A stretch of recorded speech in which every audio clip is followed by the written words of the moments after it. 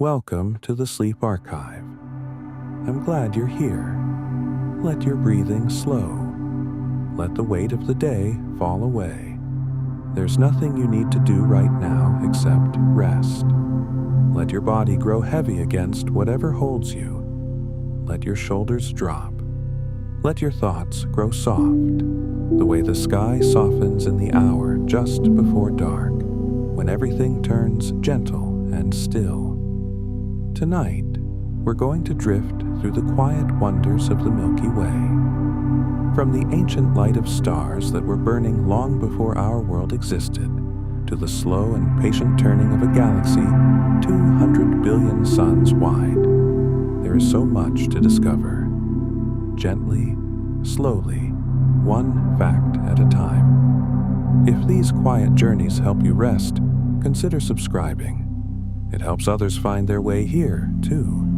One quiet wonder at a time. Now, let's begin. Well, the Milky Way is our home in the deepest sense. Not just the planet we stand on, or the solar system we belong to, but the vast, spiraling galaxy that holds all of it. It stretches roughly 100,000 light-years from edge to edge.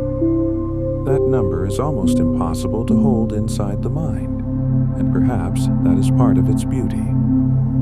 Some things are meant to be felt rather than fully understood. We live on a small, rocky world, circling an ordinary star, tucked gently into one of the galaxy's sweeping arms. And yet, from here, we can look up and see the whole shimmering presence of it above us. We belong to something enormous, something ancient, something that has been quietly turning for longer than we can truly imagine. The name Milky Way comes from ancient Greek, Galaxius Kuklos, meaning Milky Circle. Early, peoples looked up at the soft river of light arching across the night sky and reached for the only language they had. In Latin, it became Via Lactea, the Milky Road. The Romans walked beneath it. The Greeks told stories about it. Every civilization that ever lived under open skies saw the same pale band of light and felt the same quiet pull of wonder. The name we use today is a thread connecting us to every person who ever looked upward, held still, and wondered. In that way, the Milky Way belongs to all of us equally. It always has. Our galaxy is estimated to be around 13.5 billion years old. The universe itself is only a little older, about 13.8 billion years. That means the Milky Way formed in the very early chapter of cosmic time, when the universe was still young and still finding its shape. The Earth and Sun are relatively new by comparison, less than 5 billion years old. The galaxy that holds them has been quietly rotating since near the very beginning of everything. There is something deeply restful in that. The Milky Way has seen almost the entire history of the universe. It has endured through things we have no names for, and it is still here, still turning, still holding its stars together in the dark. The Milky Way is what astronomers call a barred spiral galaxy. It has two major spiral arms, Perseus and Scutum Centaurus, and several smaller, quieter ones, all curling outward from a bright central bar of old stars. If you could rise far above the galactic plane and look down, you would see a shape like a slow, glowing pinwheel. Arms trailing gently outward through the dark, or each one a river of 100 million suns. Astronomers believe that bar-shaped structures are common in mature galaxies, the way a river eventually settles into its valley, not all at once, but gradually over immense stretches of time, finding the form that suits it. The Milky Way has settled into its shape. It has found its rhythm. Our solar system sits in a quieter region of the galaxy, partway along one of the smaller arms, called the Orion Arm, sometimes the Orion Spur. We are roughly 26,000 light-years from the center, not too close to the crowded, energetic heart, and not too far along the lonely edges. We sit in a kind of middle place, a calm, stable neighborhood where the conditions are gentle enough to allow a planet like ours to form, and persist, and grow complicated.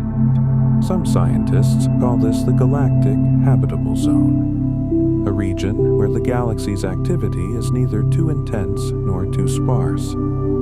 Our position here was not arranged by anyone, but it feels quietly like a kind of grace. At the center of the Milky Way lives a supermassive black hole called Sagittarius A star. It holds the mass of roughly 4 million suns, compressed into a region smaller than our own solar system. That is extraordinary to sit with. But Sagittarius A star is, for the most part, quiet. It is not actively consuming material in the way some galactic centers are. It rests at the heart of the galaxy like something enormous and patient, drawing the rest of the stars slowly around it through gravity's ancient pull. Even the largest things in the universe have their quiet seasons. Sagittarius A star endures at the center of everything, and the galaxy turns around it, and the turning has been going on for billions of years. The Milky Way contains somewhere between 100 and 400 billion stars. The range is wide because counting them from the inside is like trying to count grains of sand in a desert while standing in the middle of it. We can't step outside and see the full picture. We measure, estimate, infer. But even the lower number, 100 billion, dissolves gently into the imagination if you let it. 100 billion fires, each one a sun, many of them with their own worlds circling around them, their own seasons, their own slow days. And this is only our galaxy. There are thought to be 2 trillion galaxies in the observable universe. The scale of existence is not something to be grasped. It is something to be let go into. Among those hundreds of billions of stars, astronomers believe there are likely billions of planets. Some may be rocky worlds, orbiting their stars at just the right distance. Not too hot, not too cold. Where liquid water could exist. Where chemistry could slowly complicate itself into something like life. We have confirmed thousands of exoplanets already, and that represents only what our instruments have managed to detect so far. The Milky Way has been here for 13 billion years. It has had extraordinary amounts of time to try things. Whatever happened on this small, a blue world, whatever patient accident of chemistry and warmth and time gave rise to life here, the galaxy is large enough and old enough that it seems almost impossible it happened only once. Our sun completes one full orbit around the center of the Milky Way roughly every 225 to 250 million years. Astronomers call this a galactic year or a cosmic year. The last time our solar system was in the same position in the galaxy that it occupies tonight, the first dinosaurs were just beginning to walk on Earth. The Milky Way has completed roughly 18 of these vast, slow orbits since it was born. It is a kind of time that is peaceful to hold. Circular, patient, enormous. The galaxy does not hurry. It moves at its own pace. It has nowhere to be. The Milky Way moves through space as a whole, not drifting randomly, but drawn by gravity toward a massive concentration of matter, known as the Great Attractor. Our entire galaxy, along with dozens of its neighbors, is moving in that direction. Not falling the way a stone falls toward the ground, but falling the way a river moves toward the sea. Gradually, pulled by something vast and patient, across distances it takes light itself hundreds of millions of years to cross. Even galaxies have destinations. Even the Milky Way is on a journey. It is going somewhere we don't fully understand yet, and that, too, is a beautiful thing, to be part of something still unfolding. The Milky Way is surrounded by a vast halo of gas, dark matter, and ancient stars. This halo extends far beyond the visible disk, hundreds of thousands of light years in every direction. It is invisible to the naked eye, detectable only through careful measurement. But it is there. A great, invisible envelope wrapped around the galaxy like the softest and most infinite of atmospheres. The halo contains some of the oldest stars in existence. Stars born when the galaxy was still forming, before the disk had taken shape, before the arms had begun their slow curving. These stars have been drifting quietly through the dark longer than the Earth has existed. They are the galaxy's elders, still here, still burning, softly with what remains. Globular clusters are ancient, spherical collections of stars, some containing hundreds of thousands of suns packed into a tight gravitational embrace, rotating together like a slow or enormous jewel.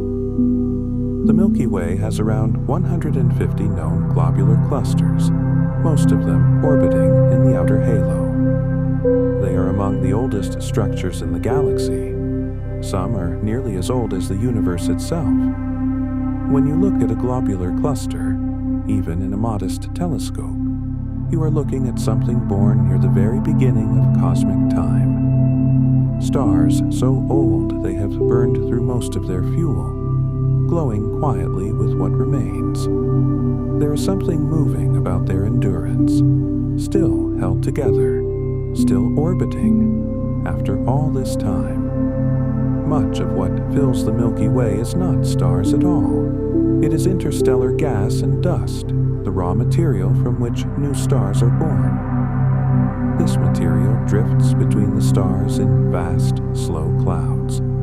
Some of these clouds are warm and glowing, lit from within by newly formed stars. Others are cold and dark and patient, waiting. Inside the densest, coolest clouds, gravity gently pulls the gas together over millions of years, until enough has gathered that a new star ignites.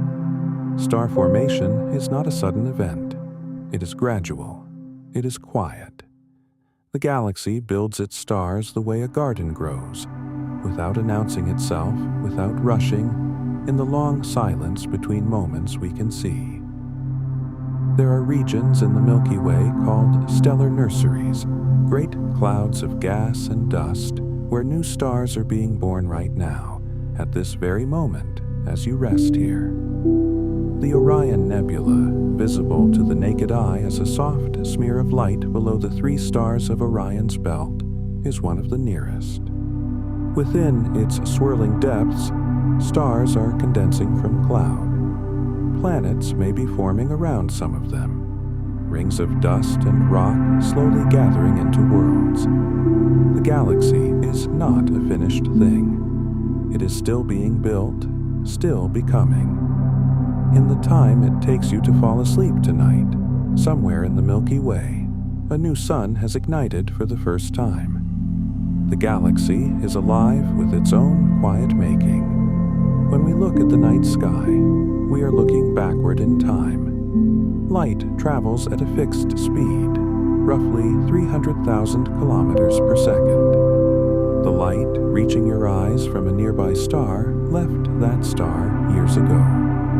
From a more distant one, centuries or millennia ago. The night sky is a kind of museum. Every point of light is a message from another time, still arriving, still crossing the dark. We look up and we see the past. Not our own past, but the universe's. Its own slow or patient record of what it has been. There is something tender about that. The stars are writing to us across time, and all we have to do is look up to receive what they send. Some of the light reaching us from the farthest stars in the Milky Way has been traveling for tens of thousands of years. It began its journey when humans were still painting animals on cave walls, when much of the northern world was still beneath glaciers. That light has crossed the entire breadth of the galaxy, threading through gas and dust and the quiet between suns, to arrive here, now, at your window, or your skin, or the corner of your eye just before you close it. What a patient thing light is. What a long way it has come, just to touch you for a moment before moving on. The disk of the Milky Way, the flat, or rotating structure that holds most of its stars, is about 100,000 light-years wide, and yet it is only around 1,000 light-years thick in the region where we live. Compared to its width, it is extraordinarily thin. If you scaled the galaxy down to the size of a dinner plate, the disk itself would be thinner than the ceramic of the plate. We live inside something impossibly flat and impossibly wide, turning slowly in the dark. The proportions of it are quietly wonderful to hold.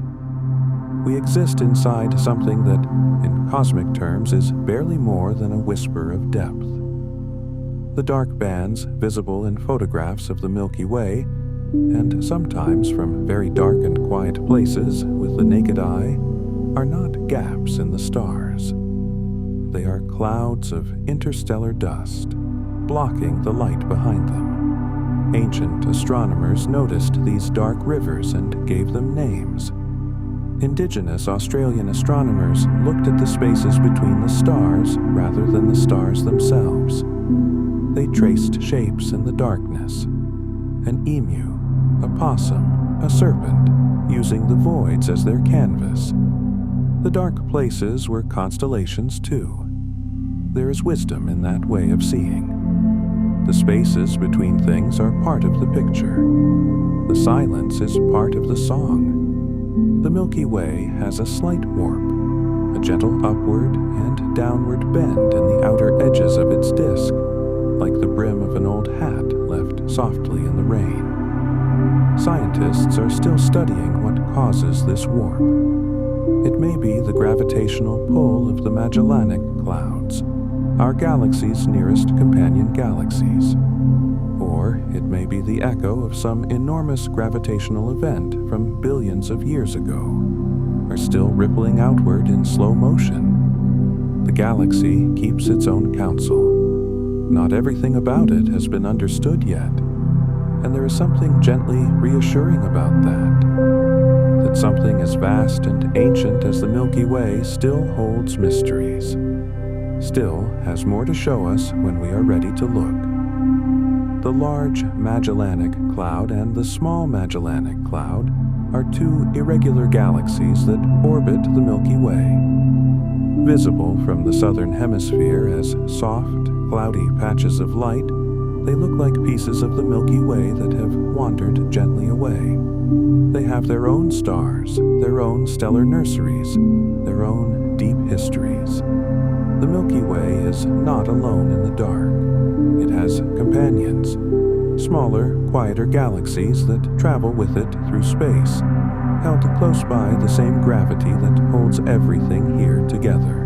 Even the most enormous things find company. Even the Milky Way is not solitary in the universe. Our galaxy belongs to a larger community called the Local Group.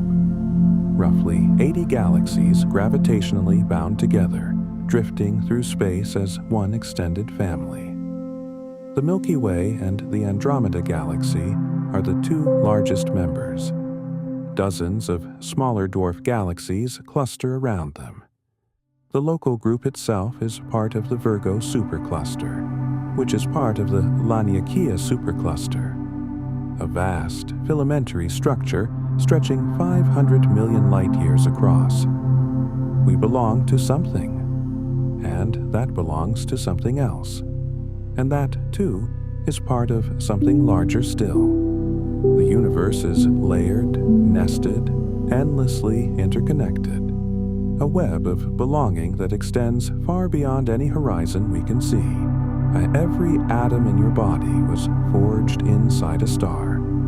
The carbon in your cells, the oxygen in your blood, the iron at your very center. All of it was made in the nuclear furnaces of stars that lived and died before our sun was born. When those ancient stars reached the end of their lives, they scattered their contents outward into the interstellar medium. That material drifted through the galaxy for millions of years. It gathered into new clouds, collapsed under gravity into new stars, and eventually, in one quiet region of one spiral arm of the Milky Way, it became the solar system, and the Earth, and you. You are the galaxy rearranged. Looking up at the Milky Way, you are not looking at something foreign or distant. You are, in a very real sense, looking at where you came from. The Milky Way generates magnetic fields, enormous, invisible fields that thread through its spiral arms for thousands of light years. They are extraordinarily faint by the standards of anything we might hold in our hands, but they shape the behavior of charged particles moving through the galaxy, guide the slow drift of cosmic rays, and subtly influence how interstellar gas clouds move and collapse. The galaxy has an invisible architecture beneath its visible one, a structure written not in light but in magnetism, in fields that permeate the space between stars. We are surrounded by forces we cannot see. The universe is more intricate than it appears. Pulsars are among the most precise timekeepers in the known universe. They are the dense, compact remnants of massive stars, small and extraordinarily heavy objects that spin rapidly and emit beams of radio waves from their magnetic poles. As they rotate, those beams sweep through space like the beam of a lighthouse. Some pulsars spin hundreds of times per second, with a regularity so exact they were once mistaken for artificial signals. When the first pulsar was discovered, the scientists briefly labeled the signal LGM-1 for Little Green Men. They soon understood what it truly was, but the moment of wondering stayed with them. The universe sends its own quiet signals. We are still learning to read them all. The interstellar medium, the gas and dust between the stars, is not empty. It contains hydrogen, helium, and traces of more complex molecules. Astronomers have found water vapor in interstellar space, far from any star. They have found formaldehyde, ethanol, long-chain carbon molecules that are among the chemical precursors to life. The idea that the universe is barren between its stars is mistaken. The galaxy does not waste the space between things. It fills it with chemistry, with potential, with the raw ingredients of futures we cannot predict. Whatever the Milky Way has not yet built, it may be quietly gathering the materials for. Radio astronomy has given us a way to listen to the Milky Way. Radio telescopes detect emissions from hydrogen atoms distributed across the galaxy. Each atom, releasing a small pulse of radio energy, as its electron shifts between two states of spin. By mapping these signals, astronomers trace the structure of the galaxy from the inside, piecing together its arms and its disk the way you might map a building by listening to footsteps moving through its rooms. The galaxy speaks in wavelengths our eyes were never built to receive. We made new instruments. We learned to listen differently. And the more carefully we listened, the more the Milky Way had to tell us. The night sky, truly dark as our ancestors knew it, is something most people alive today have never seen. Light pollution has dimmed or erased the Milky Way from view for more than a third of humanity. In the world's largest cities, only the very brightest stars survive the artificial glow. but from genuinely dark places, remote deserts, high mountain plateaus, far islands and quiet seas. The Milky Way appears as our ancestors always knew it. A river of soft fire arching from one horizon to the other, so bright in its fullness that it casts faint shadows on the ground. To see it this way is to feel immediately and without words how large the universe is, and how quiet, and how held we are inside it.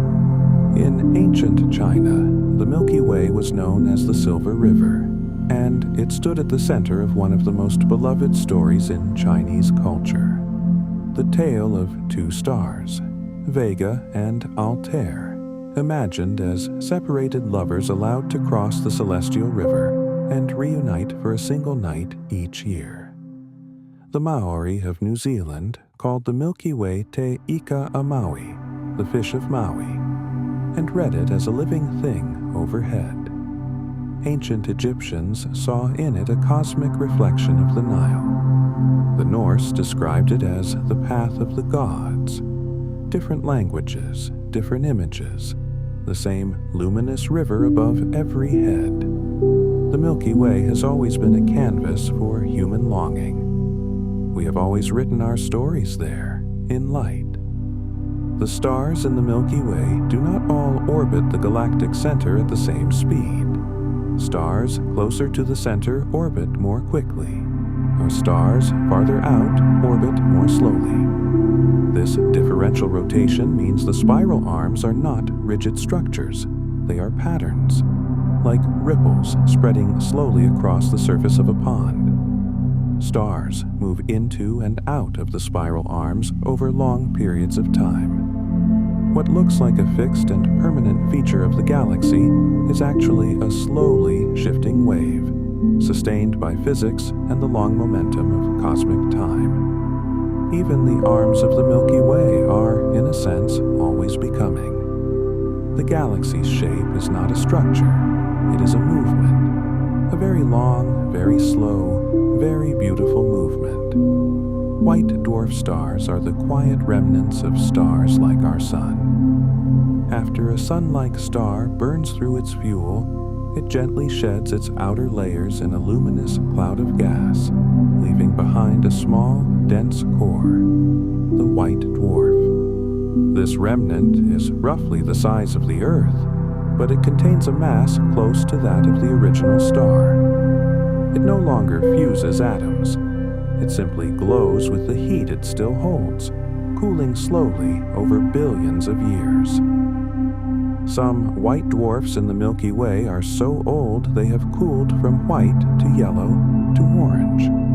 Still warm, still faintly radiating the echo of a star that once burned brightly, that had planets perhaps circling it in the dark. They endure as embers of the galaxy's own long history. Still here. There are stars in the Milky Way that arrived from other galaxies. Smaller galaxies that drifted too close in ancient times were slowly pulled apart by gravity. Their stars scattered into our own galaxy's halo and disk. Some of the stars above your head tonight were born in galaxies that no longer exist as separate things. Absorbed, undissolved, incorporated into the Milky Way over billions of years of patient gravitational gathering. We are, in some sense, a galaxy assembled from the remnants of others. The Milky Way has been collecting the light of its neighbors throughout its long life. It is a patient gatherer. It takes in what comes close.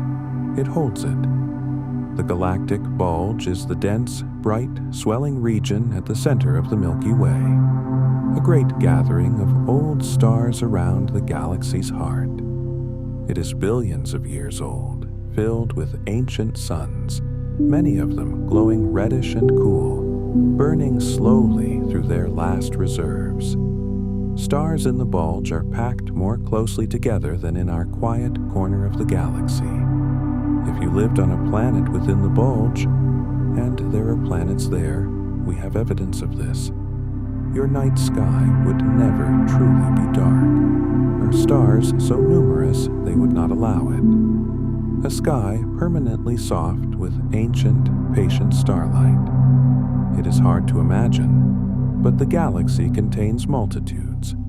Open star clusters are loose groupings of stars born from the same cloud, traveling together through the galaxy like a family that has not yet dispersed. The Pleiades, visible on clear nights as a delicate smear of blue-white light, sometimes called the Seven Sisters, is one such cluster. Look up at them, and you are seeing dozens of young stars born together roughly 100 million years ago, still drifting through space in each other's company. Over billions of years, they will slowly separate, pulled apart by gravitational encounters with other stars, eventually becoming strangers. But for now, they travel together. There is something quietly tender in that companionship. A family of suns, still close, still sharing the same part of the dark. Our solar system moves through the galaxy at roughly 220 kilometers per second, nearly 800,000 kilometers per hour, and yet we feel none of it. No wind, no sensation of speed. We float through our days with no awareness of this enormous motion because everything around us is moving with us. The Earth, the Sun, the neighboring stars, all swept along together in the great, slow orbit around the galactic center. Stillness is always relative. Beneath every quiet moment, there is movement on a scale almost beyond reckoning. You are resting, and you are flying. Both of these things are true right now at the same time. The Milky Way's disk is embedded within a thicker disk of older stars, which is itself wrapped within the halo. This layered structure, thin disk, thick disk, halo, reflects the galaxy's history, the way the rings of a tree reflect the years of its growth.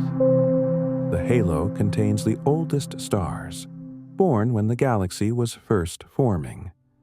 The thick disk came next. The thin disk, where we live, is the youngest layer, still actively forming new stars. The galaxy grew outward and settled inward simultaneously. Each layer is a chapter in a very long story. We live in one of the newer chapters, surrounded by the work of all the ones that came before.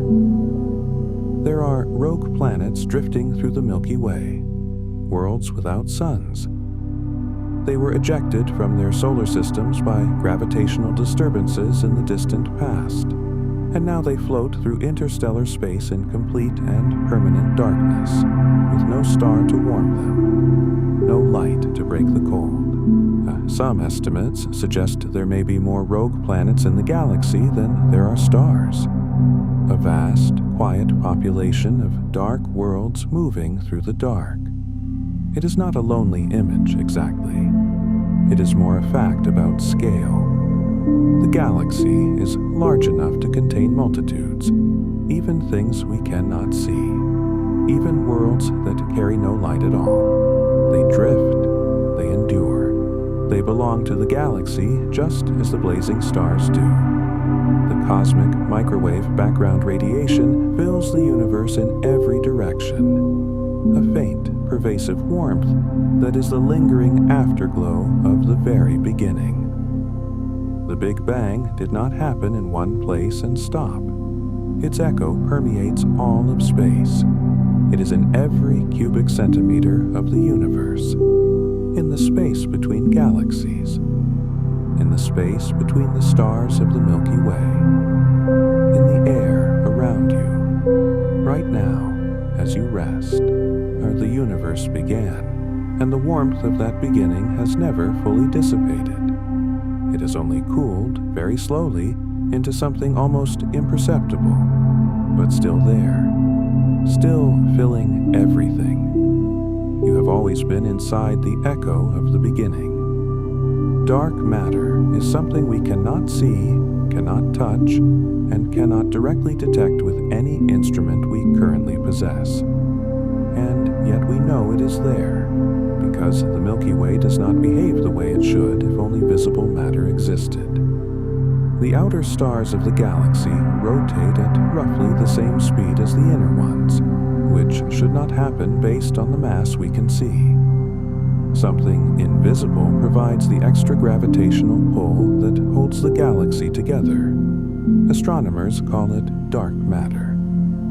It is estimated to make up about 80% of all matter in the universe.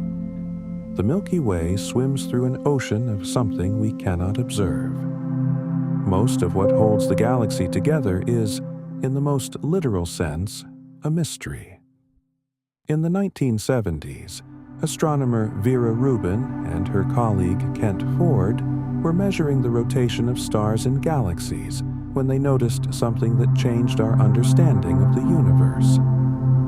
The outer stars of galaxies were orbiting too quickly. They should have been slower, as the outer planets of our solar system are slower than the inner ones. But they weren't. Something unseen was providing additional gravitational pull. Vera Rubin's careful, methodical observations were among the first strong evidence that dark matter was real and vast and everywhere. She did her work quietly for years, at a time when she was one of very few women in her field.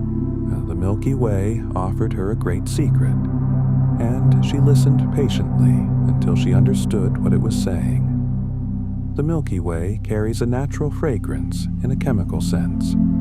In the vast molecular cloud near the galactic center, known as Sagittarius B2, astronomers detected a molecule called ethyl formate, a compound that, among other things, contributes to the characteristic scent of raspberries and the taste of rum.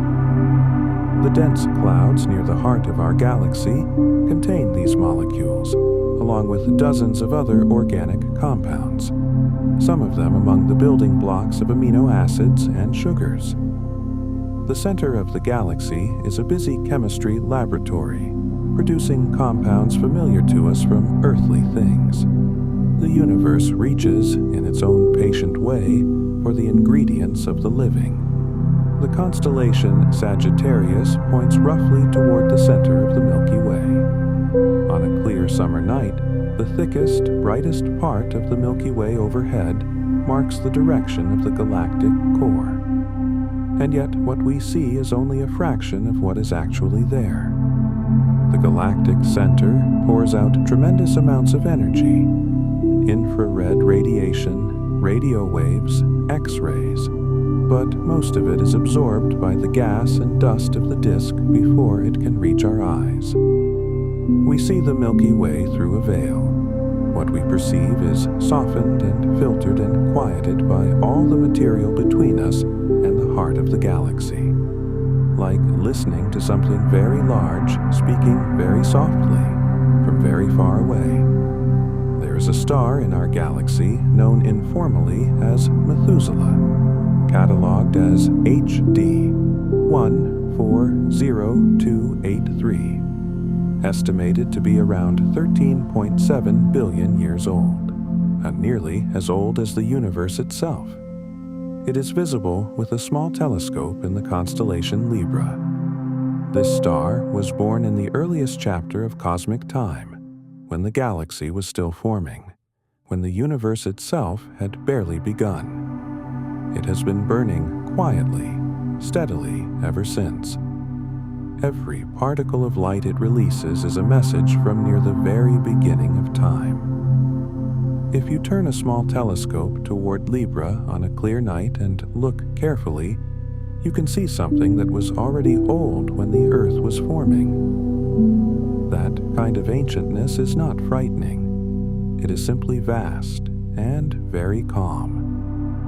The night sky, seen from a truly dark place without any artificial light, does not look like a photograph.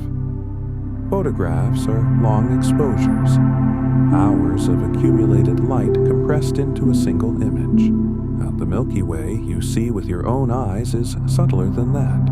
softer. A luminous suggestion more than a blazing river. You have to be patient.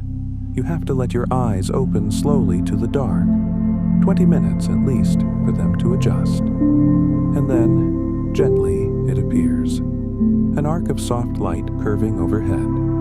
It does not announce itself. It waits. It reveals itself only to those who are willing to be still and quiet and ready. The Milky Way requires patience, and it rewards it. The stars we see with the naked eye represent only a tiny fraction of the Milky Way's total. On the clearest possible night, from the best possible location, a human with good eyesight can see roughly 5,000 individual stars. 5,000 out of 200 billion or more. We are seeing the nearest, the brightest, the ones whose light reaches us most easily. The rest are hidden by distance, by dust, by the limitations of our eyes. The Milky Way is almost entirely invisible to us as we actually stand inside it. What we see is the smallest, nearest sliver of what is there, and even that sliver is magnificent. The stars are not fixed in their relative positions. They drift slowly over long spans of time. The constellations we see tonight, Orion, Cassiopeia, the Southern Cross, are not permanent. Over thousands of years, the stars that form these shapes will separate, migrating to different positions as each one follows its own path through the galaxy. The constellations our distant descendants see will look different. The ones our ancient ancestors saw were different again. We catch the Milky Way at one particular moment in its long, slow rearrangement of itself. We name the patterns we happen to see now, and in 100,000 years, someone else will name the patterns they see then. The sky changes. The naming continues. The Milky Way produces stars of staggering variety, from enormous, brilliant O-type stars that burn for only a few million years before their dramatic end, to cool and dim red dwarfs that will still be burning quietly long after the sun has exhausted itself. Red dwarfs make up the majority of all stars in the galaxy.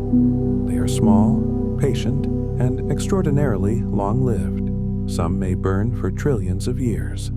They far outlast any of the brighter, more dramatic stars around them. The galaxy is full of quiet things that endure, full of slow fires that require no audience. They simply burn in the dark, for longer than we have language to describe. The Andromeda Galaxy is approaching us. Right now, as you rest, it is moving toward the Milky Way at roughly 110 kilometers per second. In about 4 to 5 billion years, the two galaxies will meet. Scientists sometimes use the word collision, but what will actually happen is far gentler than that word suggests. Galaxies are mostly empty space. The stars within them are separated by distances so enormous that almost none would actually encounter another star. What will happen instead is a slow, graceful intermingling. Two spirals passing through each other, drawn together by gravity, gradually merging into something new. A larger, quieter, elliptical galaxy where the stars of both will drift together. The universe remixes itself, slowly and without violence. And even this is billions of years away.